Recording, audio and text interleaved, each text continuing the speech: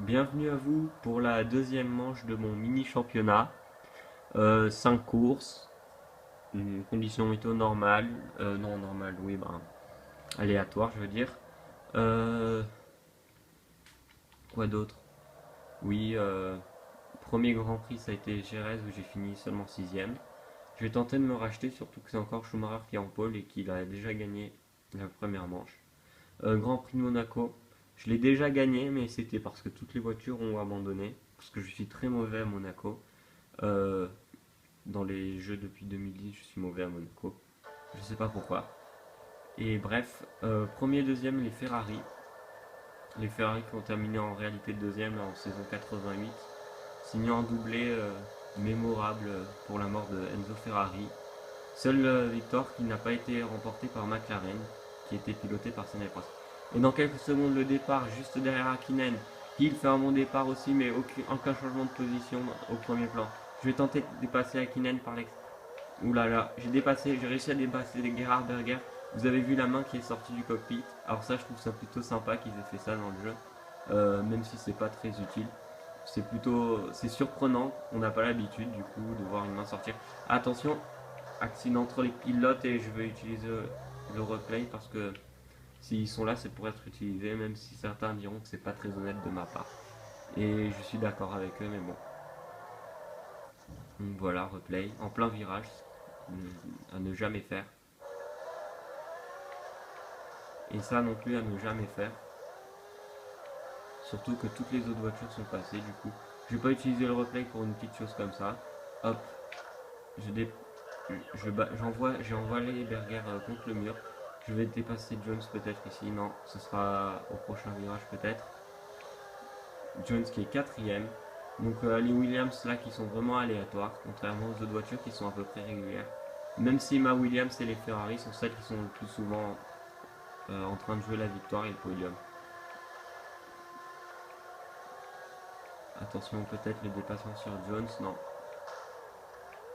Oulala, oulala, oulala, il y a eu un accident entre les joueurs, là, c'est incroyable. Et mon coéquipier, il est en tête, ça c'est plutôt bon, parce qu'on est mal mis au championnat constructeur. Oui, j'ai oublié de vous montrer le classement au terme de la première course, mais cette fois, je n'oublierai pas. Je suis désolé. Que se passe-t-il? Ils m'ont dépassé en coupant la piste, vous trouvez ça normal là? C'est n'importe quoi, je comprends pas que le jeu soit aussi mal fait, mais bon. Donc je suis maintenant troisième hein, parce que Hakkinen m'a dépassé de manière bizarre au virage, ouais. Non, il peut, oui. Enfin, je dis n'importe quoi. Bref, oui. Autre déception de ce jeu que j'avais pas parlé dans mon premier épisode, c'est le fait que les points soient attribués comme en 2012, enfin 2013, et les points qui sont là depuis 2010, donc 25, 18, 15, etc. Ils auraient pu faire les vieux points, donc 9, 6, 4, etc. Ce que j'aurais trouvé plus réaliste et peut-être mieux. Mais bon, ils ont choisi comme ça. Ce qui fait on peut comparer nos points en classique avec ceux réels, mais c'est vraiment quelque chose de mineur que je remarque. Euh, Sinon, je suis toujours troisième derrière Akinen. Il va y avoir un autre crash ici, je parie, voilà. Ah non, et j'ai coupé la piste. Est-ce que j'ai la pénalité? Oui, et je vais utiliser le replay, je suis désolé. Et je sais pas pourquoi je n'arrive pas à freiner à ce virage. Je sors toujours, tout simplement. Donc ça c'est un, je sais pas, je vais freiner d'avance. Hop, voilà, tout va bien. Et là, avertissement virage coupé, d'accord. Ah oui, aussi, ben, on peut enlever les pénalités de quand quand on fait, quand on détruit les voitures adverses. Et ça, c'est plutôt bien. J'ai cassé mes deux rétros. Ça, c'est plutôt bien. Akinen qui sort. Ça, c'est plutôt bien parce que avant, c'était franchement chiant quand l'autre voiture faisait une erreur et que c'était vous qui en payez les conséquences parce que vous la faisiez sortir. Même si des fois, j'avoue, c'est moi qui fais sortir les voitures volontairement. Ou alors c'est volontaire pour aucun des deux pilotes, c'est comme ça. Vous voyez, on n'est plus que 3 sur la piste, Hakkinen, moi et Il, mon coéquipier.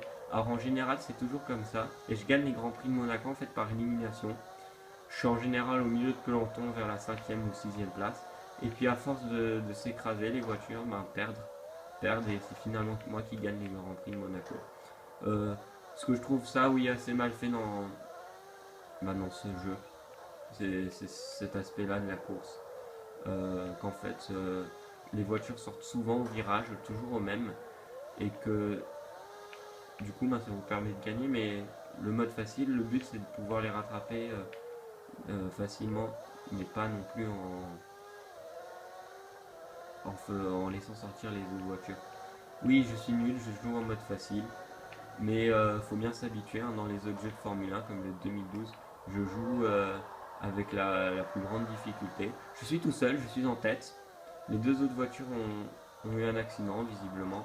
Donc là, voilà, j'ai gagné la course. Même si je m'écrase, je suis premier parce que je serai le dernier à avoir abandonné. Et de toute façon, je compte bien terminer la course. Donc, première victoire, comme d'habitude, de manière bizarre à Monaco. Mais ça m'arrange bien parce que du coup, je vais pouvoir jouer le titre. Parce que la première 6e place n'était pas super bien. Euh, voilà, je me prends au mur. Comme si c'était normal, hein. Comme si je pouvais arriver premier en conduisant comme ça à Monaco. Mais c'est pas grave. Et voilà mon arrivée en première position. Et les mains qui se lèvent. Ça, j'aime bien dans les jeux modernes. Les mains qui se lèvent quand vous arrivez. Ce que je trouve qui manquait au vieux jeu. Donc, génération 2009 et antérieure. Voilà, première victoire de la saison. J'ai gagné 4 positions. Bon. Mon coéquipier est deuxième, ce qui nous fait un doublé, même s'il a abandonné. Vous voyez, toutes les voitures ont eu un abandon. Nous allons voir maintenant le classement pilote.